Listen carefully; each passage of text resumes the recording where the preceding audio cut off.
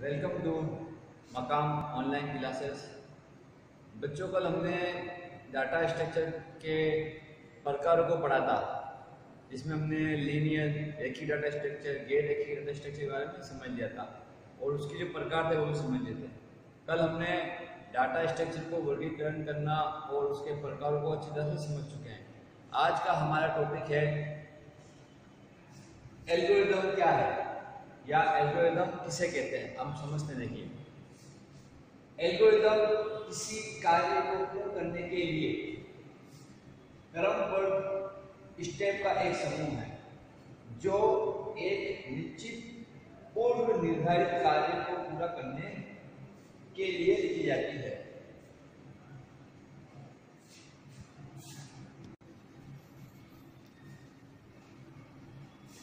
ऐसे कार्य को पूरा करने के लिए की जाती है।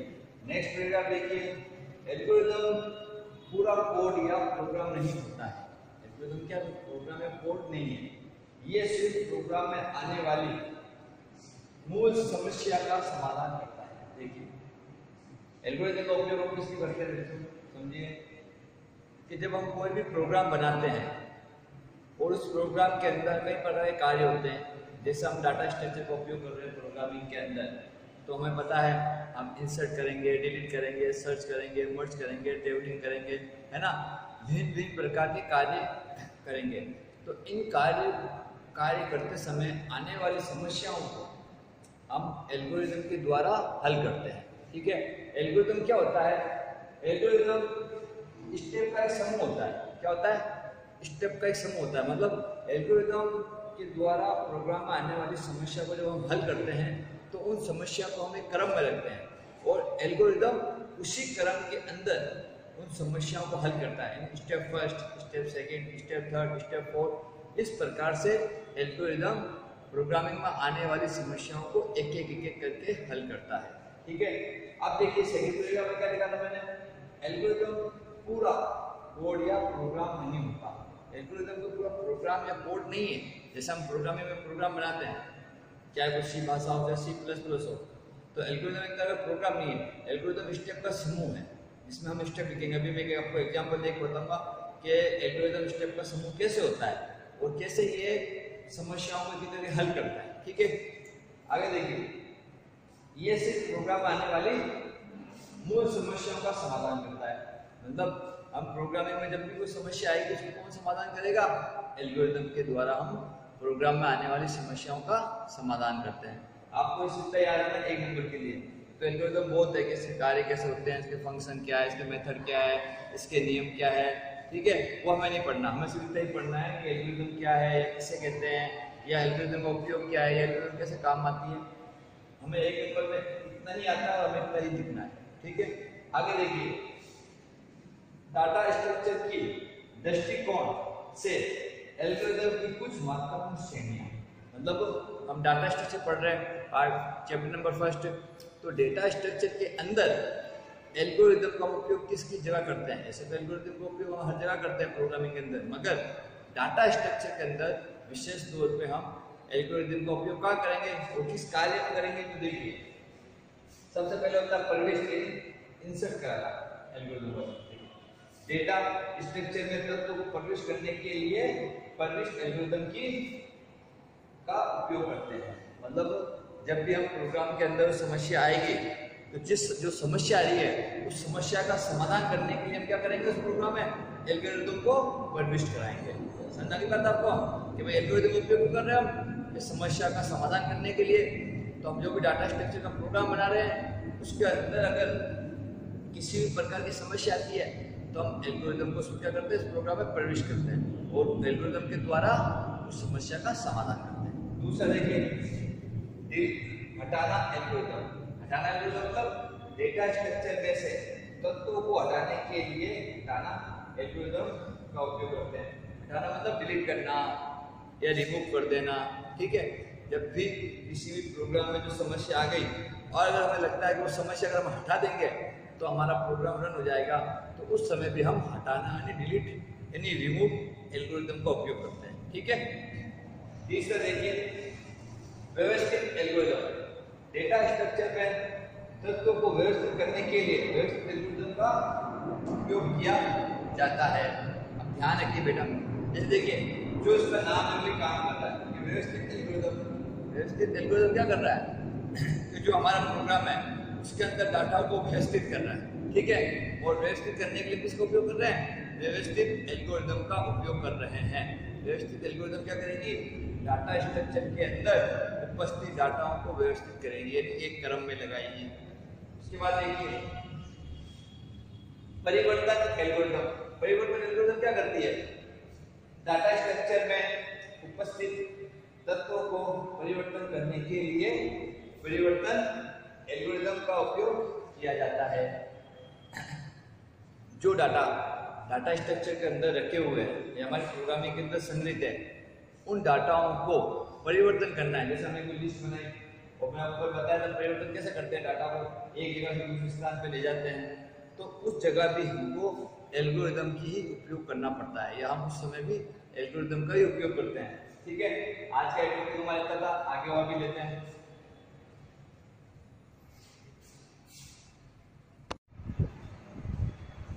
देखिए स्टूडेंट, अब हम एल्गोरिथम के उदाहरण लेंगे। एग्जाम्स में कई बार आता है कि एल्गोरिथम को उदाहरण से समझाइए, 2 नंबर में 3 नंबर में आता है। तो अब याद रखिए एल्गोरिथम की हमने परिभाषा भी पढ़ा थी, ठीक है। अब आप देख रहे हैं कि एल्गोरिथम को उदाहरण से कैसे समझाएंगे। देखिए बात याद रखिए, एल्गोरिथम को किसी भी प्रोग्राम के साथ उदाहरण में दे सकते हैं। सिंपल सा प्रोग्राम देंगे उदाहरण के लिए, या सिर्फ आपको कह देंगे कि एल्गोरिथम को उदाहरण सही समझाइए। तो अब आपको जब कह देंगे उदाहरण सही समझाइए, तो आप इसका एक एग्जाम्पल लीजिए। जैसे देखिए 2 नंबर जोड़ने और उसका परिणाम प्रदर्शित करने के लिए एक एल्गोरिथम लिखिए। तो देखिए सबसे सिंपल सा हम क्या कर रहे हैं, एक प्रोग्राम बना रहे हैं। तो प्रोग्राम कौन सा बना रहे हैं? 2 नंबर को जोड़ने के लिए। अब आपको पता है जब भी हम 2 नंबर को जोड़ने के लिए प्रोग्राम बनाते हैं तो हम सबसे सिंपल प्रोग्राम जो यूज देते हैं वो होता है 2 नंबर को जोड़ने के लिए। तो हम क्या करते हैं, एक इनपुट लेते हैं, ठीक है, ए, और एक इनपुट लेते हैं बी। जैसे ये देखिए एल्गोरिथम समझाता हूँ मैं। 2 नंबर को जोड़ने और उसका परिणाम प्रदर्शित करने के लिए हम एक एल्गोरिथम लिख रहे हैं। जैसे हम प्रोग्राम लिखते थे 2 नंबर को जोड़ने के लिए, बस वही क्योंकि हमें प्रोग्राम लिखना है, वैसा एल्गोरिथम की हमें लाइन लिखनी है, मतलब एल्गोरिथम का हमें स्टेप लिखना है। देखिए सबसे पहले लिखिए स्टेप फर्स्ट, एल्गोरिथम शुरू करना। अब एल्गोरिथम शुरू कर रहे हैं मतलब प्रोग्राम शुरू करते थे, ऐसे शुरू करते थे, हैश लगाते थे, ठीक है। तो हमें तो शुरू करते थे प्रोग्राम। दूसरी चीज सबसे इम्पोर्टेंट स्टेप 2। स्टेप 2 में क्या होता है कि हम 2 नंबर को जोड़ने के लिए प्रोग्राम बना रहे हैं। तो याद रखिए जब कभी हम 2 नंबर को जोड़ेंगे तो उसकी जोड़ किसमें जाएगी? जैसे देखिए मान लीजिए मैंने ये कर दिया,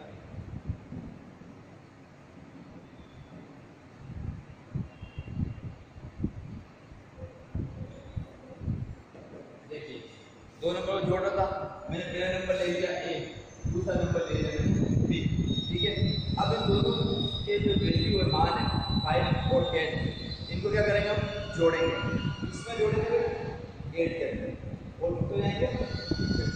तो हमारे पास कितने वेरिएबल हो गए? 3 वेरिएबल हो गए। कैसे? 1, 2 और 3, ठीक है। तो क्या लिखेंगे? 3 इंटीजर डेटा के मान को संग्रहित करना। कितने डेटा के मान को? 3 डेटा के मान। 3 डेटा के मान कौन सा होगा? 1, 2, 3, ठीक है।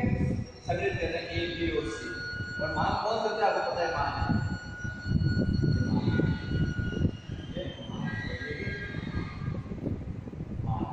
है बात आपको ये लाइन लिखोगे 3 इंटीजर डेटा के मान को संग्रहित करना, जैसे A, B, C।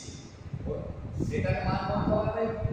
ये इंटीजर डाटा है। जो आप किसी भी वैल्यू को जब कभी भी प्रोग्राम में इनपुट करते हैं तो सबसे पहले डाटा टाइप करते हैं, ठीक है। ये कर रहे हैं कौन सा? इंटीजर। अब देखिए इसके बाद क्या करता है, एक स्टेप फट क्या करते हैं, ए और बी मान को परिभाषित करना। परिभाषित करने का मतलब क्या होता है? मैंने क्या बताया था, हम इनको जोड़ रहे हैं तो स्टेट के लगाएंगे, सेमीकोलन लगाएंगे, तो ये लाइन कंप्यूटर की मेमोरी में संग्रहित हो जाएगी। कंपाइलर को पता चल जाएगा कि इनको 2 मान परिभाषित किए हैं, इसकी इनको क्या करनी है? जोड़ करनी है। इसलिए हम तीसरे स्टेप में क्या लिखेंगे, ए व बी मानों को परिभाषित करना, ए व बी मान को परिभाषित करना, ये मान परिभाषित करेंगे। 5 और 10 परिभाषित होते कितने हो जाएंगे, 15 हो जाएंगे। ठीक है, अब स्टेप नंबर 4 पे क्या था, ए और बी के मानों को जोड़ना। अब हम क्या कर रहे हैं, काम जोड़ने का काम कर रहे हैं। इंपॉर्टेंट काम कौन कर रहे हैं, जोड़ने का। जो हम प्रोग्राम बनाते हैं ऐसे हम अपनी दोनों नंबर क्या कर रहे हैं, जोड़ रहे हैं। जोड़ेंगे कितने हो जाएंगे, 15। ये दोनों नंबर क्या हो गए हमारे, जुड़ गए। जैसे हम प्रोग्राम बना देते हैं sum equal a plus b semicolon ऐसे लिख देते हैं, या 8 का फंक्शन है ऐसे लिख देना, 8 प्रोग्राम a b और सेमीकोलन, ये हम जोड़ देते हैं नंबर, जैसे प्रोग्राम में नहीं लिखते थे हम। ठीक है, ऐसे करके हमने लाइनें लिखी, a और b को a b के मानों को जोड़ना। ठीक है, स्टेप में क्या था, स्टेप 4 के मानों को c में स्प्लिट करना। अब देखो स्टेप 5 क्या दे रहा है, स्टेप 4 के मानों को c में सेलेक्ट करना। मतलब हमारा स्टेप क्या था, 4 ये था, ये था, उसके मान 5 प्लस 10 कितना है 15। तो ये 15 जो मान आया है 8 का, इसको हम क्या करेंगे, संग्रहित करेंगे। जब भी तो हमारा आउटपुट 15 आएगा और हमारा प्रोग्राम क्या होगा, हल हो जाएगा एल्गोरिथम के द्वारा। ठीक है, 4 के मानों को c में संग्रहित करना, हमने यहाँ संग्रहित कर दिया। अभी हमने यहाँ पे लिखा ना, ये संग्रहित हो गया ऑटोमेटिक। ये a और प्लस b के मान का संग्रहित हो गया 15, मेमोरी में संग्रहित हो गया। ठीक है, लास्ट स्टेप क्या है, शेष वाला ये वाला, c के मान को पढ़ते समय मतलब प्रिंट ऑफ आउटपुट क्या करते हैं, जैसे हम लिख देते हैं और प्रोग्रामिंग एंड में प्रिंट एफ का हमने एंटर द c, हम प्रिंट लिख देते हैं। तो इसके बाद में कर्ली ओपन क्लोज करके ब्रैकेट लगा देते हैं। ठीक है, और कंट्रोल F दबाते हैं तो हमारा आउटपुट कितना आता है, उसी बदल रहे हैं। ये c के मान को प्रदर्शित करना, c के मान को प्रदर्शित से करते हैं भाई प्रिंट से, प्रिंट c लिखेंगे ना, प्रिंट c। ठीक है, और एंड के अंदर स्टेप 7 में एल्गोरिथम को समाप्त करना।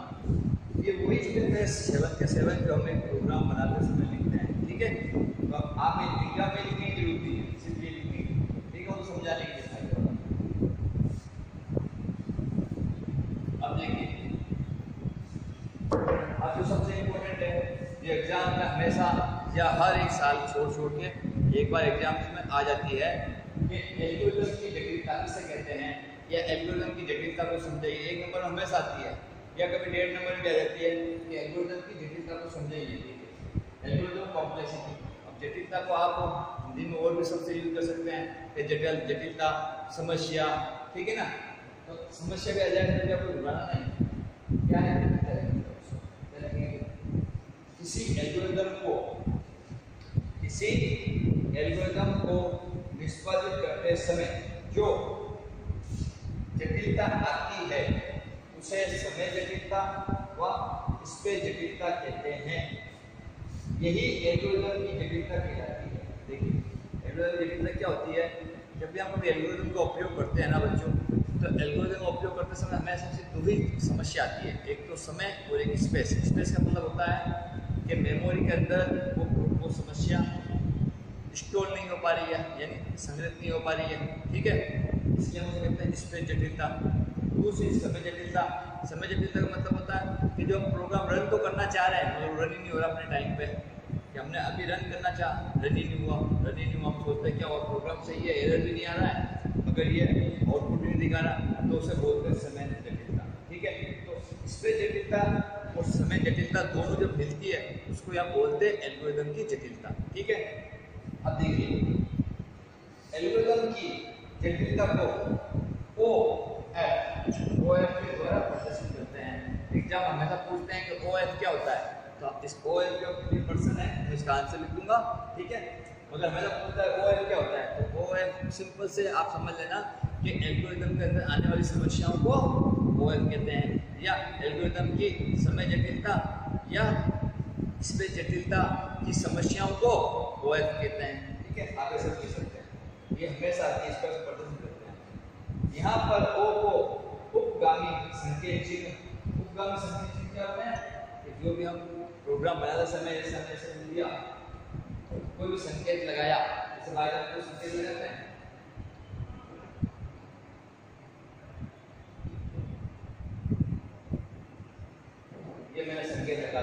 ठीक है, पॉइंटर निशान लगा दिया। उपगामी कोई भी संकेत हम यूज करते हैं किसी भी वेरिएबल के आगे, डाटा टाइप के साथ में या किसी भी डाटा मेंबर के साथ, हम कहते हैं उपगामी संकेत चिन्ह। और f को इनपुट डेटा का मान कहते हैं। इनपुट डेटा का मान जैसे ये मान ठीक है, और इस मान के साथ हमने कोई वेरिएबल लगाया है, कोई संकेत लगाया, उसको बोलते हैं ओ। ठीक है, इसमें एल्गोरिथम के अंदर ओ को उपगामी संकेत चिन्ह कहते हैं और f को हम क्या बोलते हैं, इनपुट डेटा का मान। याद रखना।